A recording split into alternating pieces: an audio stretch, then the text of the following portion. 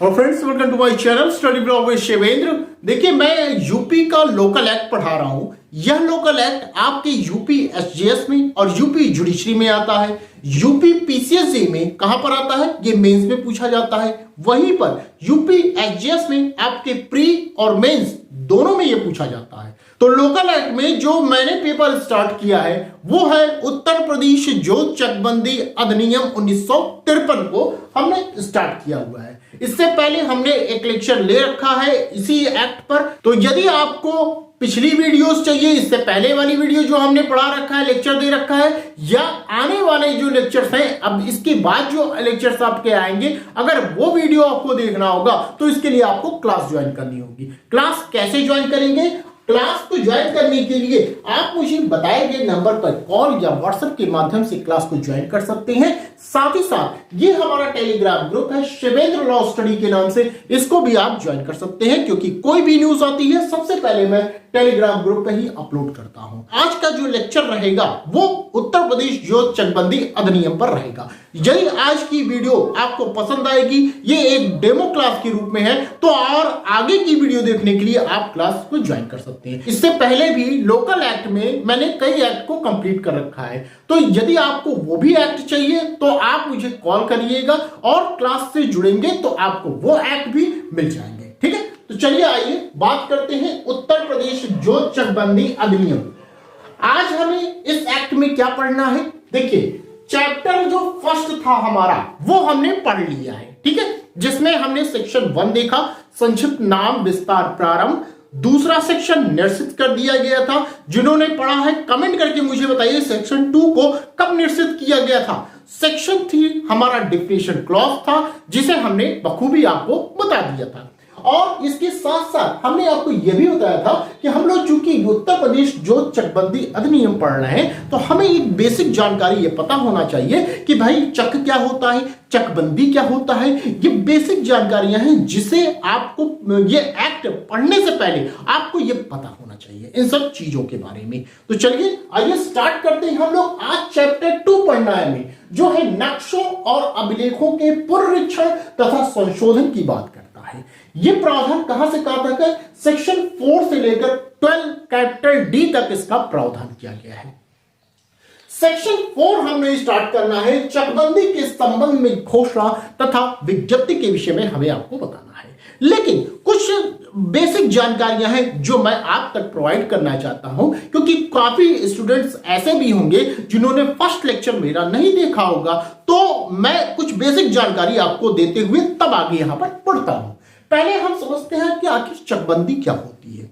आप ये समझिए कि यदि आपके पास कोई खेत है, आप गांव के भी निवासी होंगे, कई लोग होंगे जिनके पास गांव होंगे, और उस गांव में भी उनके खेत कई कई जगह होते हैं। जैसे मैं आपको ये बताऊं कि मान लीजिए आपका खेत कहां है, मान लीजिए यहां है, यहां है, यहां है, यहां है, यहां है, ठीक है। जैसे मान लीजिए 2 किलोमीटर 1 किलोमीटर पे खेत है, ऐसे करके खेतें हैं।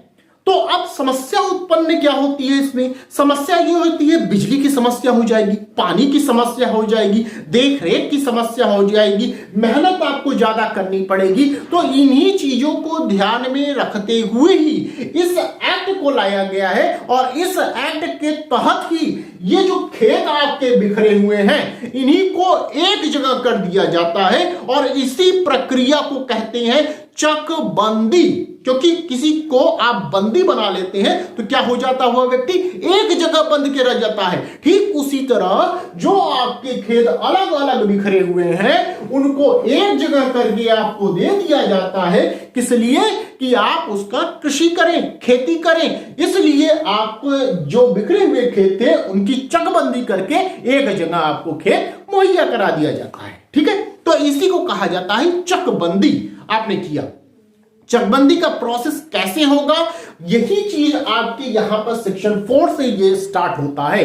और यह एक्ट हमें क्यों पढ़ना है? हमें इसलिए पढ़ना है क्योंकि हमें जो खेतें हमारे, जो प्लाट हमारे अलग अलग हैं, कृषि करने के लिए हमें मेहनत ज्यादा करनी पड़ती है। तो मेहनत न करना पड़े और कृषि अच्छे ढंग से हम कर पाए, इसलिए इस एक्ट को लाया गया है। और इस एक्ट के तहत आपके बिखरे हुए जोतों को एक जगह करके आपके चकबंदी प्रक्रिया के अधीन लाते हुए आपको वो खेत प्रोवाइड किया जाता है। ठीक है, दिया जाता है। लेकिन ध्यान रखिएगा कि हर खेत की वैल्यू भी अलग अलग होगी।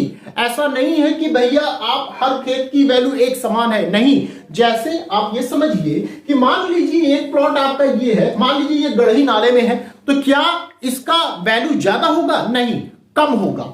मान लीजिए एक प्लॉट आपका यहां पे है, ये क्या है, कहीं से रास्ता ही नहीं है इसका, तो क्या होगा, इसकी भी वैल्यू कम होगी।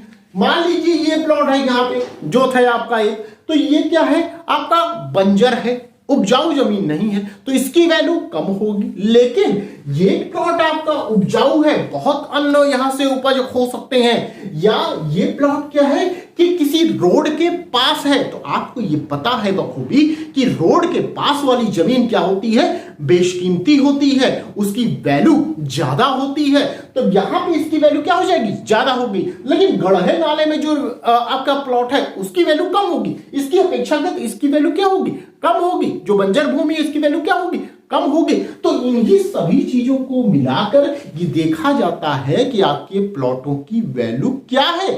उसी हिसाब से चकबंदी के दौरान आपको वो खेत दिया जाता है। टोटल ये मिला के आपको एक जगह ये चीज दे दी जाती है कि भैया अब आप यहां पे कृषि करिए। अब आप यहां पे कृषि करते हैं तो क्या हो जाएगा, सुविधापूर्ण आपके लिए हो जाता है कि भाई आप पानी अच्छे से दे सकते हैं पूरे प्लॉट में, निगरानी आप अच्छे से कर सकते हैं, बिजली की व्यवस्था कर सकते हैं, तार और ले जाके बल्ब जला सकते हैं कि भाई रात में कोई जानवर और ना आए। ये सभी चीजें आप अच्छे से यहां पे कर सकते हैं। क्लियर है बात? आई होप आप ये समझ चुके होंगे कि आखिर चकबंदी होती क्या है, आप ये समझ चुके होंगे।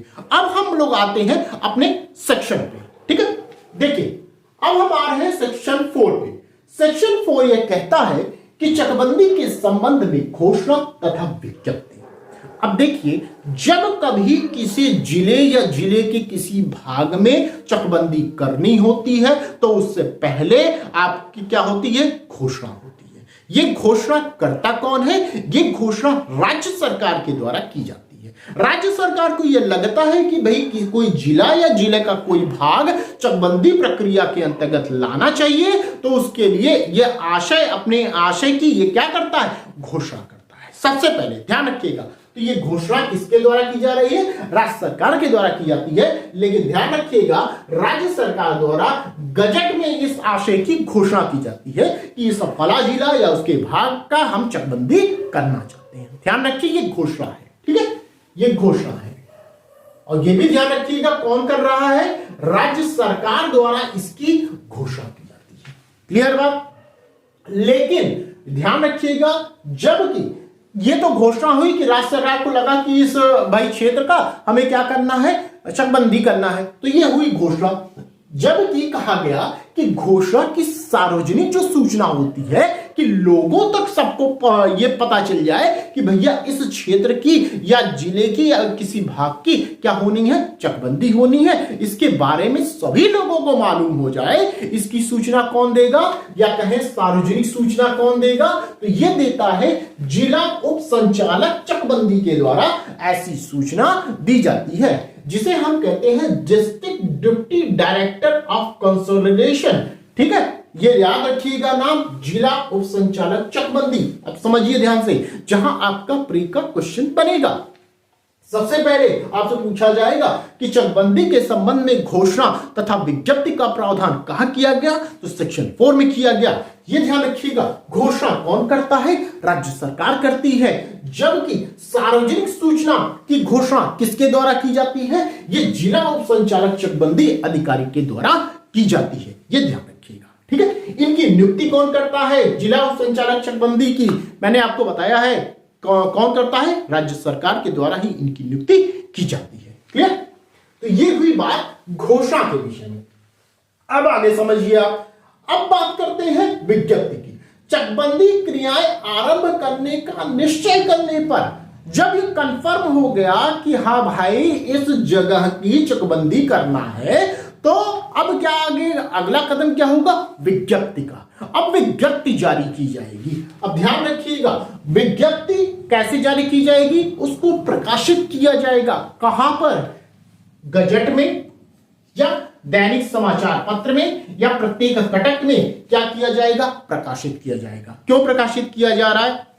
इसलिए प्रकाशित किया जाता है कि लोगों को यह पता चल जाए कि यह फला क्षेत्र है, इस फला क्षेत्र का क्या होना है, इसकी चकबंदी होनी है। कोई भी समस्या होगी तो लोग इसी समय अपने समस्याओं को लाएं कि कोई भी प्रॉब्लम हो रही है कि भैया उनको लग रहा है कि मेरी जमीन जा रही है या मेरा घाटा हो रहा है, तो वो कुछ भी समस्या होगी तो इसी के तहत वो ला दें, अपनी समस्याओं को लाएं, क्योंकि उसी समय ही उनकी समस्याओं का समाधान कर दिया जाएगा। ठीक है, इसीलिए यहां पर लोगों को बता दिया जाता है कि भैया फला क्षेत्र की चकबंदी होने जा रही है। इसीलिए लिखा गया है, सार्वजनिक सूचना दी जाती है कि ताकि लोगों तक ये बातें पहुंच जाए। क्लियर बात? आई होप इतनी चीजें आपको सेक्शन 4 के अंतर्गत जो चीजें हैं वो आपको क्लियर हो गई होंगी। समझिएगा, एक चीज और समझिएगा, यहां दो शब्दों का यूज किया गया है कि चकबंदी के संबंध में घोषणा तथा विज्ञप्ति की बात की जा रही है। ध्यान रखिएगा, हमेशा विज्ञप्ति बाद में होगा, घोषणा पहले आती है। विज्ञप्ति से पहले क्या की जाती है, घोषणा की जाती है। कौन कर रहा है, राज्य सरकार करती है। आशय की घोषणा करती है कि भैया इस क्षेत्र में हमें क्या करना है, चकबंदी करना है। क्लियर? ये कंफर्म हो गया कि भाई यहां चकबंदी करना है, तो ये सार्वजनिक सूचना देने का काम कौन करता है? उसके बाद जिला उप संचालक चकबंदी करता है। क्लियर? अब इसके बाद जब ये कंफर्म हो जाता है कि फला जगह आपको चकबंदी करनी है, तब बाद में आपको विज्ञप्ति जारी की जाती है। विज्ञप्ति कैसे जारी की जाएगी? इसको प्रकाशित किया जाएगा गजट में, दैनिक समाचार पत्र में, जो भी वहां गरीब मोहल्ला या जहां क्षेत्र में जहां चकबंदी करना है, जो भी न्यूज़पेपर आता है उसमें ये सब चीजें प्रकाशित की जाएंगी। क्लियर बात? यही चीजें आपका सेक्शन 4 कहता है। अब एक चीज और समझिएगा, जब भी आप सेक्शन 4 पढ़ेंगे तो उसके साथ ही सेक्शन 52 को पढ़िएगा। हम ऐसे लिख सकते हैं, सेक्शन 4 प्लस सेक्शन 52। क्लियर है? सेक्शन 4 यह कहता है कि चकबंदी की प्रक्रिया यहां से शुरू हुई। कहां से? सेक्शन 4 से। ठीक है, और खत्म कहां होगी? सेक्शन 52 में जाके खत्म होगी। 4 से शुरू होती है और कहां खत्म होती है? 52 पे जाके हमें खत्म देखने को मिलता है। हमें इसके बीच की पूरी प्रक्रिया इस एक्ट के अंतर्गत ये पढ़ना होगा कि आगे सेक्शन 4 से जो प्रक्रिया शुरू हुई, इसके आगे क्या क्या चीजें होती हैं, आगे हम लोग पढ़ेंगे। लेकिन ये ध्यान रखिएगा, जो चकबंदी की शुरुआत होती है वो सेक्शन 4 से होती है, लेकिन समाप्ति कहां होती है? जाके सेक्शन 52 में जाकर चकबंदी समाप्त होती है। ठीक है, इसीलिए सेक्शन 52 में यह कहा गया है कि जैसे ही चकबंदी प्रक्रिया समाप्त हो जाएगी तो राज्य सरकार विज्ञप्ति जारी करता है कि भाई यहां इस क्षेत्र में या इस जिले में या उसके किसी भाग में जो चकबंदी की प्रक्रिया चल रही थी वो क्या हो गई, समाप्त हो गई। क्लियर? यह भी जानकारी लोगों को दी जाती है कि भैया जो चकबंदी की हमने शुरुआत किया था वो समाप्त हो गया। तो ध्यान ये रखिएगा, शुरुआत कौन करता है? सेक्शन 4 में विज्ञप्ति जो चकबंदी है वो स्टार्ट कौन कर रहा है? राज्य सरकार के द्वारा स्टार्ट किया जा रहा है, घोषणा किया जा रहा है। समाप्त कौन कर रहा है? राज्य सरकार ही समाप्त करती है। ये दोनों चीजें याद रखिएगा, चाहे सेक्शन 4 में स्टार्ट करना हो चकबंदी, चाहे सेक्शन 52 में समाप्त करना हो चकबंदी, तो भी इन दोनों ही स्थितियों में कौन होगा? राज्य सरकार ही होगा। ये ध्यान। क्लियर? आगे चलते हैं इसमें। अब सेक्शन 4 कैपिटल ए पढ़ते हैं। इसमें क्या कहा गया? इसमें यह कहा जा रहा है कि सेक्शन 52 के अधीन, अभी हमने बताया ना समाप्ति जैसे हुई, राज्य सरकार द्वारा चकबंदी क्रियाओं की समाप्ति के पश्चात पुनः चकबंदी की जा सकती है। मतलब मान लीजिए कोई एरिया ये है, इसकी चकबंदी आपको करना है, चकबंदी स्टार्ट हुई, समाप्त हुई, सेक्शन 52 के अधीन समाप्त हो गई। अब प्रश्न यह है कि क्या इसकी पुनः चकबंदी की जा सकती है? तो बिल्कुल की जा सकती है, लेकिन ध्यान रखिएगा, जिस क्षेत्र की, जिस जिले की या किसी भाग की चकबंदी की जा चुकी है उसके 20 वर्ष के पूर्व नहीं इसकी चकबंदी की जाएगी। क्लियर? मतलब एक बार यदि चकबंदी हो गई तो पुनः फिर दोबारा आप 20 वर्ष तक इसकी चकबंदी नहीं करेंगे। ठीक है, लेकिन ध्यान रखिएगा यदि बहुत आवश्यक है और राज्य सरकार को यह लगता है कि भाई लोकहित में उसकी चकबंदी आवश्यक है, तो 10 वर्ष के बाद ये इसकी क्षेत्र की पुनः चकबंदी राज्य सरकार कर सकता है। समझ में आई बात? देखिए 4 में कहा गया कि भाई चकबंदी आपने शुरुआत की सेक्शन 4 के अंतर्गत, विज्ञप्ति जारी की, स्टार्ट किया, सेक्शन 52 के अंतर्गत चकबंदी की समाप्ति हो गई। अब क्या कहा जा रहा है कि क्या इस क्षेत्र की फिर हम पुनः चकबंदी कर सकते हैं? तो कहा गया कर तो सकते हैं, लेकिन आप 20 वर्ष तक उसकी चकबंदी नहीं करेंगे। ठीक है, 20 वर्ष से पहले आप पुनः चकबंदी नहीं करेंगे। अब यदि राज्य सरकार को लग रहा है नहीं भाई इस जगह पे क्या है, हम आवश्यक हमें करना है, लोगों के हित में है, ठीक है, इसलिए कहा गया लोक हित में है यदि, तो उस अवस्था में 10 वर्ष के बाद ही वह घोषणा कर सकता है। राज्य सरकार की फलात की जगह पुनः चकबंदी हमें करना है। क्लियर बात? ये बात सेक्शन 4A में बताई गई। आगे चलते हैं हम लोग। देखिए आगे क्या कहा जा रहा है। सेक्शन 5 बात करता है विज्ञप्ति का प्रभाव क्या होगा। जब आपने विज्ञप्ति जारी कर दी, चकबंदी के संबंध में विज्ञप्ति जारी कर दी, तो अब उसका प्रभाव या उसका इफेक्ट क्या होगा, ये कहा बताया गया, ये सेक्शन 5 में बताया गया। क्या प्रभाव होगा अब हम लोग देखते हैं। ये सभी चीजें, ये प्रभाव बताया गया है। जो मैं आपको बता रहा हूं ये आपके प्री के लिए ही नहीं बल्कि मेंस में भी मोस्ट इंपॉर्टेंट है जो सेक्शंस मैं बता रहा हूं। इसीलिए मैं आपसे बार बार ये कहता हूं कि जो मैं पढ़ाता हूं वो प्री कम मेंस की तरह ही होता है। अब वो समझने वाले के ऊपर होता है कि वो कितना समझ सकता है कि मुझे कहां प्री में हैंडल करना है और कहां मेंस के लिए चीजों को निकाल लेना है। ठीक है, वो समझदारों के लिए ही इशारा ही काफी होता है। ठीक, चलिए तो सेक्शन 5 विज्ञप्ति का प्रभाव बताता है। ये कहता है कि जिला या उसका भाग चकबंदी क्रियाओं के अंतर्गत समझा जाएगा। भाई जिस क्षेत्र की या जिस एरिया की आप चकबंदी कर रहे हैं तो वो एरिया क्या समझा जाएगा, ये भाई जिला वे चकबंदी क्रिया के अंतर्गत ये एरिया समझा जाएगा। क्लियर, यही बात यहां कहा जा रहा है। नेक्स्ट पॉइंट क्या कहा गया, अधिकार जो अभिलेख होंगे उसके रखरखाव की जरूरत पड़ेगी, तो उसके रखरखाव तथा प्रत्येक ग्राम के नक्शा हुआ, खसरा हुआ और वार्षिक रजिस्टर की तैयारी की जो जिम्मेदारी होगी वह किसके ऊपर होगी, ये जिला उप संचालक चकबंदी करेगा। मोस्ट इंपॉर्टेंट है, ध्यान रखिएगा, प्री में क्वेश्चन बनता है यहां से। ये ध्यान रखिएगा कि जब विज्ञप्ति का प्रभाव पूछा जाएगा तो विज्ञप्ति के प्रभाव में क्या होगा कि भाई जो अधिकार अभिलेख का रखरखाव होगा, चाहे प्रत्येक ग्राम का नक्शा, खसरा और वार्षिक रजिस्टर की तैयारी की जिम्मेदारी किसके ऊपर हो जाती है, जिला उप संचालक चकबंदी के ऊपर यह जिम्मेदारी आ जाती है। क्लियर बात?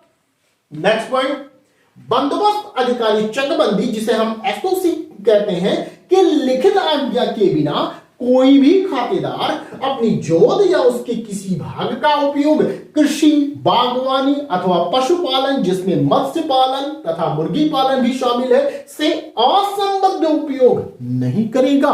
क्या कहने का मतलब कि भाई आप जो इतनी चीजें हमने बताई यहां से पूरी चीजें ये तो आप कर सकते हैं अपनी भूमि पर, लेकिन यदि आपको इससे अलग चीजें करनी है तो उस दशा में आपको इनकी आज्ञा लेनी पड़ेगी।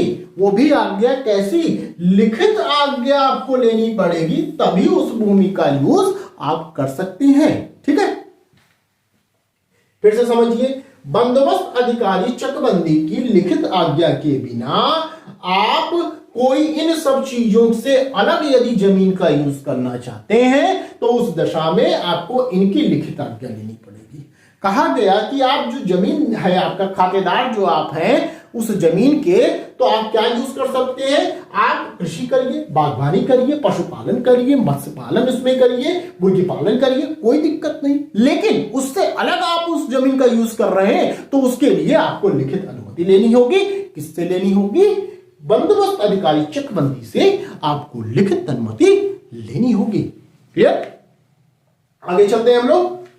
अब देखिए कहा गया, अच्छा एक चीज और ध्यान रखिएगा कि यदि कोई व्यक्ति ऐसा भी हो सकता है कि चकबंदी से पहले ही अलग तरह का उस भूमि का प्रयोग कर रहा हो, जैसे स्टेडियम बना दिया हो या क्रिकेट के मैदान हो, ऐसा कुछ रहा हो तो उसके लिए फिर आज्ञा लेने की जरूरत नहीं है, वो जैसे काम कर रहा था वो वैसे ही काम करता रहेगा। ठीक है, ये ध्यान रखिएगा। नेक्स्ट पॉइंट, सेक्शन 49 के अनुसार ध्यान रखिएगा, कहा गया चकबंदी क्रिया पर उत्पन्न विवाद चकबंदी न्यायालय ही तय करेंगे, न कि दीवानी या राजस्व न्यायालय। ये ध्यान रखिएगा, कौन करता है? चकबंदी न्यायालय ही उस विवाद का निर्धारण करेंगे। कोई भी मान लीजिए चकबंदी हुई, उसमें किसी प्रकार का विवाद हो गया, जमीन को लेकर हो गया या किसी भी चीज को लेकर विवाद उत्पन्न हो गया, तो इस विवाद को हैंडल कौन करेगा? उस विवाद को कौन देखेगा? उस विवाद को चकबंदी न्यायालय देखेगा, न कि दीवानी या राजस्व न्यायालय। ये न्यायालय नहीं देखेंगे। मोस्ट इंपॉर्टेंट है, प्री का क्वेश्चन है, यहां से ध्यान रखिएगा। ठीक है, ये हमने किसका जिक्र किया? सेक्शन 49 का जिक्र किया। 49 में ये सब बातें बताई गई हैं। क्लियर? आगे चलते हैं। वाद तथा अन्य कार्यवाही का उपशमन हो जाएगा। ये भी क्या हो जाएंगे? समाप्त हो जाएंगे। क्लियर? तो ये रही बात सेक्शन 5 की। अच्छा, एक चीज और ध्यान रखिएगा कि जब चकबंदी होती है या हम कहें कि बिना चकबंदी के यदि आप कई जगह खेत लिए हुए हैं, तो खेत में क्या होता है कि ऐसे हम कह लें, ये है खेत वाली, तो यहां मेड़ बनती है ना, आपको पता होगा कई तरह के मेड़ होते हैं। अब मेड़ बनाने से होगा क्या कि आपकी जो जमीन थी वो कम हो जाएगी। समझ रहे हैं बात? जैसे मान लीजिए ये जमीन है, हमने मेड़ बनाया 1 2 3, जमीन कम हो गई कि नहीं हो गई? मेड़ बना से भाई इतना उसने ले लिया ना रास्ता, मेड़ ने, तो वो जमीन कम हो गई आपकी। अब मेड़ से ही बहुत ज्यादा विवाद भी उत्पन्न होते हैं। बगल वाला हो गया आपका, ये जमीन दूसरे की है, यहां आपने एक मेड़ बनाया, वो क्या है काटते काटते इधर आ गया, अब उससे विवाद उत्पन्न हो जाता है। तो जब आपकी जमीनों की चकबंदी हो जाती है तो ये भी समस्याएं खत्म हो जाती हैं। आपकी जो मेड़बंदी आप करते हैं, ये सब समस्याएं क्या हो जाती हैं? खत्म हो जाती हैं। अब आपको जो जमीन है, जमीन पूरी की पूरी आपको मिल जाती है, मेड़ बनाने की जरूरत यहां पे नहीं पड़ती है। ठीक है, तो एक फायदा आपको ये भी होता है चकबंदी क्रिया के दौरान। ठीक है, आगे चलते हैं। सेक्शन 6 देखते हैं, ये हमारा लास्ट सेक्शन रहेगा आज के लेक्चर का। सेक्शन 6 क्या कहता है? विज्ञप्ति का रद्द किया जाना। देखिए, सेक्शन 6 कहता है विज्ञप्ति का रद्द किया जाना, जबकि सेक्शन 4 में क्या है? 2 बातें बताई गई हैं। क्या बातें बताई गई हैं? एक तो उसका घोषणा होता है, चकबंदी की घोषणा की जाती है, और दूसरा विज्ञप्ति जारी की जाती है। सेक्शन 6 में उस विज्ञप्ति को रद्द करने की बात की गई है। ठीक है, ध्यान रखिएगा, ध्यान रखिएगा कि सेक्शन 4 क्या है? यहां से कहानी चकबंदी की स्टार्ट हो रही है, इसको समाप्त करने के 2 रास्ते हैं। एक सेक्शन 52 है, यहां क्या हो रहा है? यहां चकबंदी की समाप्ति होती है। क्लियर? दूसरा क्या है? सेक्शन 6 है, यहां क्या है? जो विज्ञप्ति होती है उसे रद्द करने की बात होती है। 2 सेक्शन याद रखिएगा। 4 से स्टार्ट हुई कहानी चकबंदी की, 52 में भी समाप्त होती है, चकबंदी समाप्त हो गई। 6 में उस विज्ञप्ति को रद्द करने की बात होती है। किस कारण से रद्द किया जाएगा, अब आगे हम लोग इसको देखते हैं। सेक्शन 6 विज्ञप्ति का रद्द किया जाना बताता है। ध्यान रखिएगा, जब आपको मेंस लिखना होगा तो उसमें आप इसका जिक्र करेंगे, जो मैं अभी आपको यहां पे बताने वाला हूं। क्या जिक्र करेंगे? उत्तर प्रदेश ज्योतिष चकबंदी नियमावली का नियम 17, ये भूलिएगा नहीं जब मेंस लिखिएगा। नियम 17 के अंतर्गत सेक्शन 4 में जारी की गई विज्ञप्ति निम्न आधारों पर रद्द की जा सकती है। तो यह रद्द करने की बात कहां बताई गई? सेक्शन 6 प्लस आपका ये ज्योतिष चकबंदी नियमावली नियम 17 में भी इसका जिक्र किया गया है। मींस जब भी लिखिएगा तो इसका जिक्र जरूर करिएगा, और प्री में भी आपसे यहां से क्वेश्चन पूछा जा सकता है कि नियमावली का कौन सा नियम है, तो आप याद रखिएगा नियमावली का नियम 17 है। क्लियर? तो ये आधार बताए गए हैं जिन आधारों पर विज्ञप्ति को रद्द किया जा सकता है। कौन कौन से आधार हैं? पहला, जब क्षेत्र किसी विकास योजना के अंतर्गत हो, पहले से ही वह क्षेत्र, जिस क्षेत्र की आप चकबंदी करने जा रहे हैं वह क्षेत्र क्या है, विकास योजना के अंतर्गत पहले से आ रहा है, तो उस क्षेत्र की आपको चकबंदी करने की कोई आवश्यकता नहीं है, पहला पॉइंट।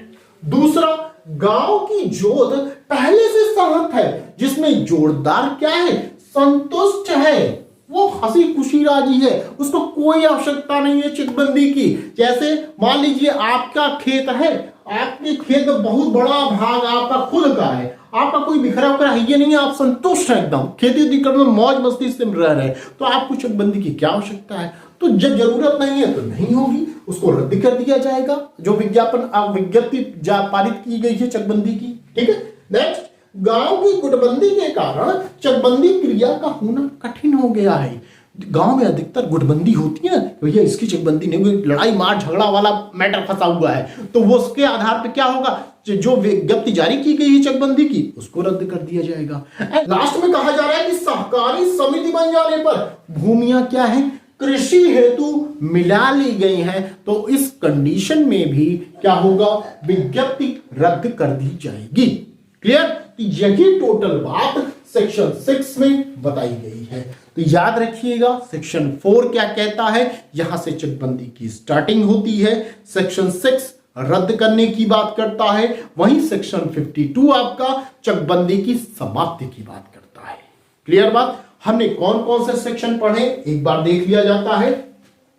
हमने पढ़ा सेक्शन 4 पढ़ा, फिर हमने सेक्शन 4 कैपिटल ए पढ़ा, फिर हमने सेक्शन 5 पढ़ा, फिर हमने सेक्शन 6 पढ़ा, और क्या पढ़ा, सेक्शन हमने 49 पढ़ा, और क्या पढ़ा, सेक्शन 52 पढ़ा। ठीक है।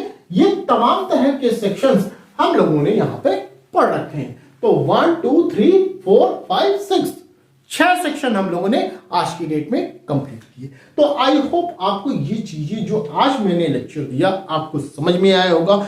यदि समझ में आया है तो प्लीज वीडियो को लाइक कर दीजिएगा, शेयर कर दीजिएगा, और चैनल पे यदि आप नए हैं तो चैनल को सब्सक्राइब कर दीजिएगा। और आगे की क्लास यदि आपको करनी है तो आप मेरे बताए गए नंबर पर कॉल या व्हाट्सएप के माध्यम से क्लास को ज्वाइन कर सकते हैं। तो बस आज के लिए इतना ही, फिर मिलते हैं नेक्स्ट वीडियो में। Thank you.